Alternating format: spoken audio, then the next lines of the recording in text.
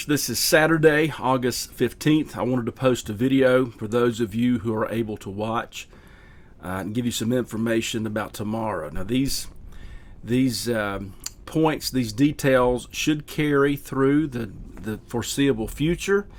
If there are any changes that need to be made as we see them, as we gather together in our procedures, we'll let you know about that. But for now, just a few things I want to point out to you. Number one, we have video access to all buildings. So wherever you are, you will be getting a live feed from the sanctuary, unless you're in the sanctuary, of course, and you will be live. Please be patient with us this week. We have tested it. Everything is working fine. But as is wont to happen, sometimes things go astray. So we're going to do our best to try to make sure that everything is seamless. I want to thank Adam Green and Ralph Murray, and also Grady Carroll. Sullivan Strong is back on campus at NC State now, but these guys have all helped and will be helping. So we'll be patient with them. Our first priority is to make sure that our worship experience is what it needs to be. Now, the reason I say that is inherent within this process will be the recording of the service via video. This will be a little different than usual. Also, I think we may record it just audio, but definitely trying to record that video. I really trust and hope this works this week. If it doesn't, I will make another Bible study video. I will cover the same material that I'll be covering in the morning for those who are not able to attend. So we are going to do our best to give you our service gathering. But having said that, to the service itself, we gave you survey cards and we asked you to send them back, and the response was wonderful. I want to thank you for that. There were over 200 responses, total people, I should say, not cards, but total people involved. And so we've done our best to plan accordingly. As such, the sanctuary will be a mask-only service. So if you intend on attending a mask-only service, that means you have to have a mask on if you are in that service, then please proceed to the sanctuary.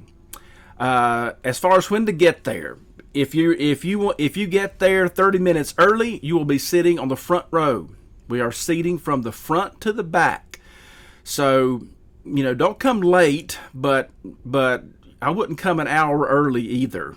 Please don't do that. We'll be testing and practicing and doing some things, but the seating is going to be in the order you come and ask to be seated. So we will fill from the front and go to the back. When it's time to exit, let me go ahead and cover that. Please remain in your seats. We will ask you to exit in the reverse manner, beginning with the back pews. And we ask that you don't linger and hang out in the aisleways. And even when you go outside, we have to be careful, because if we do develop a virus infection in any of our attendees, we will have to shut down again. And so we like to avoid that. The reason we're doing the things we're doing is we want to keep you safe. Now, when you do come in and we seat you, you will notice that there are strips of tape on the upholstery on the padded seats in the sanctuary. Simple rule: do not sit on the tape. The tape is there to let you know where we are asking you not to sit. Now, we are going to be spacing you to the best of our ability. We've thought about this, and you just have to see when you get there. We will help you with that. Probably a maximum of 4 on each side. That would include some children. Absolutely no more than that, because it will destroy our spacing. So if you have a large family, we can be flexible. We can do things. So, don't fret. We're going to just be patient with us. We're going to do our best to accommodate everybody. But basically, the tape means do not sit there. We could have put spikes down or something, but we chose not to. We just decided to use green tape. So that's what the tape is for. So if there's no tape there, then that space is open to be occupied by you. So in the service, there will not be any singing. No congregational singing. We will be led by an ensemble on the stage who will be spaced accordingly. I want to thank Chris Coble for that, and everybody who will participate in that. That ensemble may rotate and change out from week to week, but there'll be some solos involved. And if you want to sing along, do that. Do that. But we're just not going to stand and sing. And that to me is as painful as anything we're going through here. But that's the situation, okay? Because standing and singing is going to spread things, and we don't want to do that. So in the sanctuary, no standing and singing. That goes for all the buildings, but definitely sing if you'd like to where you're sitting. I'm not going to tell you not to. You are there to worship, okay? That's the main reason we're there. I'm going to try my best to get you out before 12 o'clock because I don't think we need to prolong things. So sanctuary, there'll be hand sanitizer available at the back. And probably all entrances, but we're asking that we only use the front entrance, the porch entrance, for now in the sanctuary. You'll go out the same place you came in. There'll be boxes there for you to drop your tithes and offerings if you so desire. There'll be envelopes available. If you'd like, you can pick up an envelope going in and drop it, fill it out during when you are seated, and drop it when you go back out. We'll have masks available, but now here's the situation with that. If nobody brings their own mask, we will have to order and stockpile a huge amount. I have right now. Well, we have enough. We have enough right now, but as you know, some of that stuff is in cycles is hard to obtain. I was able to get some this week. I have them in my possession. So if you do not have a mask, we have one for you. If you have one, and if you could, would you please bring it and use that? That would help us in the long run with resources. If you are sick, or if you are feeling bad, or if you are anxious about this, you're worried about getting sick or contracting something, we ask you to consider not coming. And that's a hard thing for me to say as a pastor, but I want to be honest with you. I don't want you to be torn up and anxious over attending church. And I know people get legalistic about this, but listen, God knows. He knew this was going to happen. He knows where we are. As I said, we're going to record the service.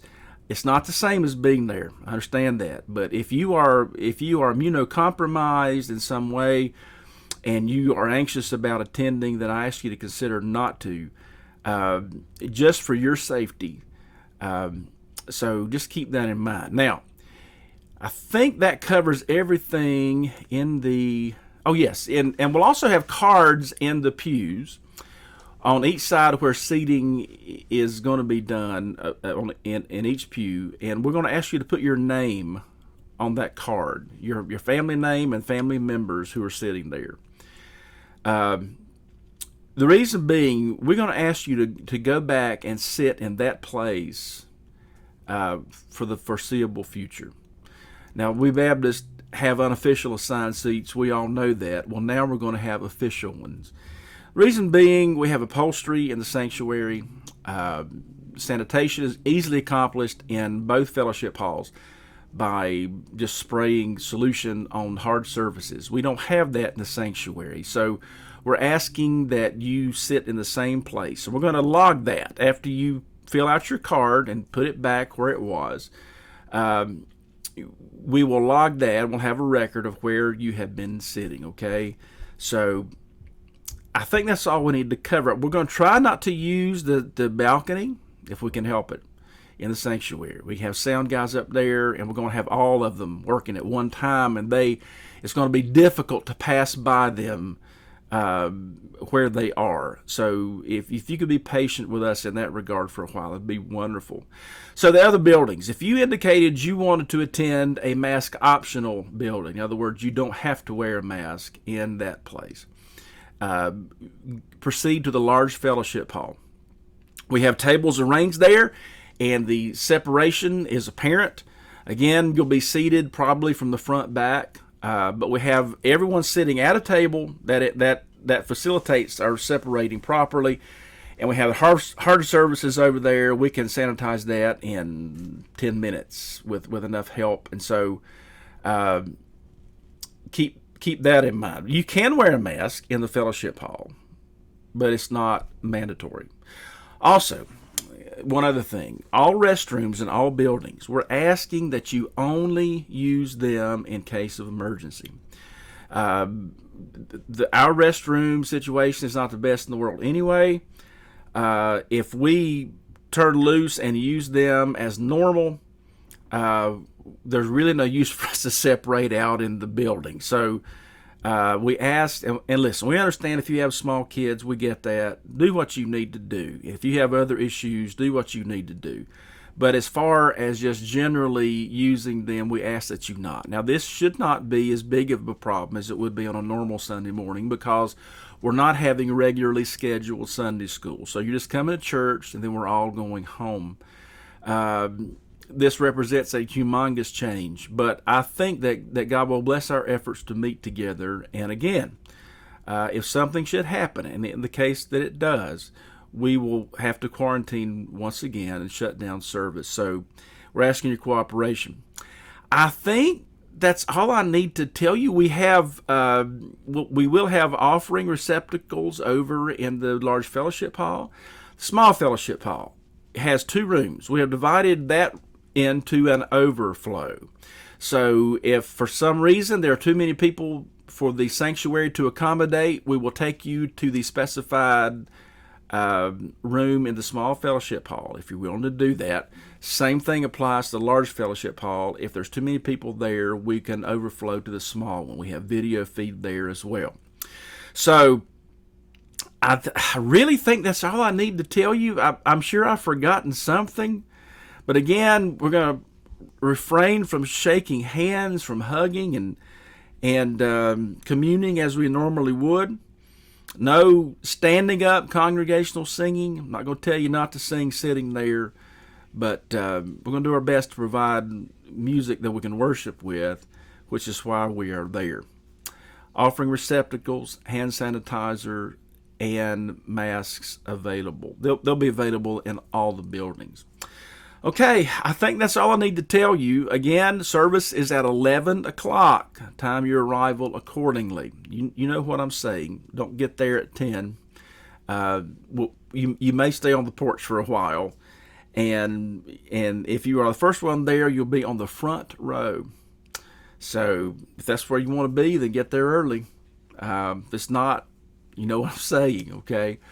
Let me thank everybody who's helped in this. Let me thank Doug Buff, Jimmy McNeely, Keith Carswell, Park Strong, all of our deacons. All of our deacons have been very helpful, and some of them, well, all of them have contributed to all the ideas and facilitating this. And I thank God that I'm able to get along with the men we have. There's a cooperative spirit among them, and I appreciate that so much. And it's our desire to serve you and to lead you. So our deacons will be helping you tomorrow morning. We've also asked some extra men who are willing to serve with that servant heart to come and help facilitate entering and leaving the building.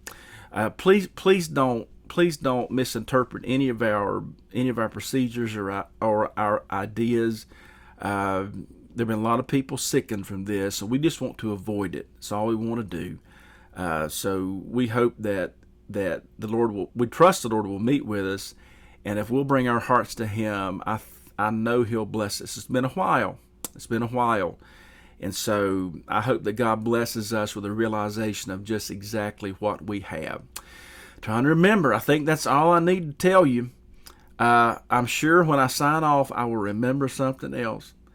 But nonetheless, I appreciate you watching this. Any questions, just give me a call, give me a text, and I look forward to seeing you tomorrow morning. Thank you. God bless, and see you then.